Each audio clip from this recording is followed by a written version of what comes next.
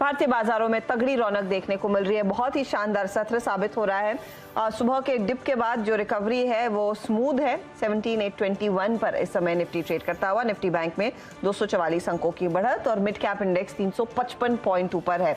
समय चौहान के हाथ एक ट्रेड है, वो पहले लेते हैं, फिर सुमित को जोड़ेंगे अर्निंग्स पर, खासतौर से आईटी की बात करेंगे। सुमित बताइए। एक कैश में है, एक फ्यूचर्स में है।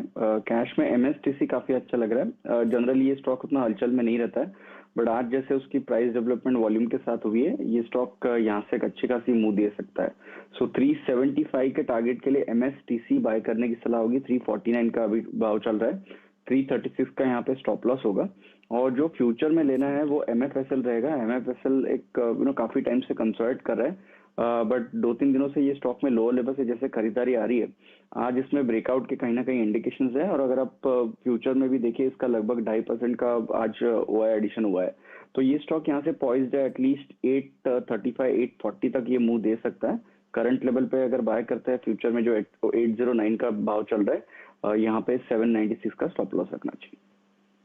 96 का स्टॉप लॉस और टारगेट क्या कहा आपने मैक्स फाइनेंशियल में? 796 का स्टॉप लॉस और 840 का टारगेट। 840 का टारगेट। तो मैक्स फाइनेंशियल और एमएसटीसी दोनों स्टॉक्स आपकी स्क्रीन पर आएंगे। मैक्स फाइनेंशियल 3-3.25% ऊपर है, 810 840 के लिए फटाफट ट्रेड लिया जा सकता है।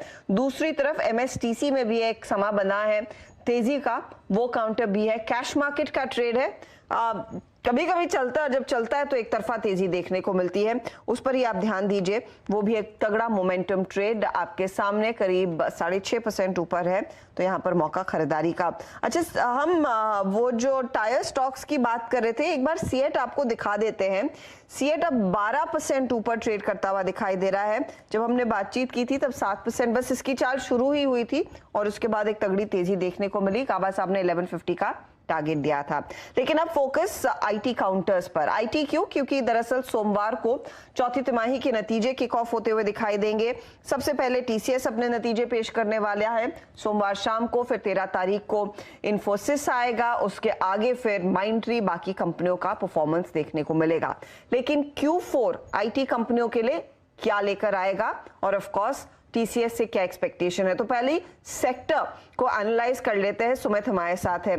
सुमित, Q4 नॉर्मली छुट्टियों की वजह से एक थोड़ा सा ठंडा क्वार्टर रहता है, लेकिन पोस्ट कोविड सब जगह सब दूर भर भर के काम डिजिटल साइड पर हो रहा है। इस Q4 की खासियत क्या होगी?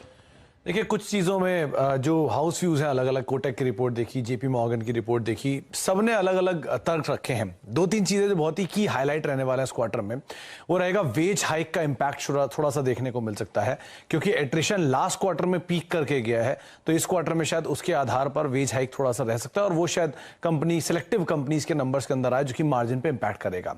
जो टीसीवी हैं, टोटल कॉन्ट्रैक्ट वैल्यूज हैं, वो थोड़ा हायर साइड पर रहेंगी इस बार ही, लेकिन सेलेक्टिव कंपनियों के लिए जो गाइडेंस है उसको अपवर्ड साइड पे रिवीजन की बातचीत हो रही है। मिसाल के तौर पे इन्फोसिस, मिसाल के तौर पे एचसीएल टेक, जो शायद थोड़ा बेटर साइड पे रेवेन्यूज जनरेट कर सकती हैं और अपनी गाइडेंस को भी अपवर्ड साइड पे रिवाइज कर सकती है।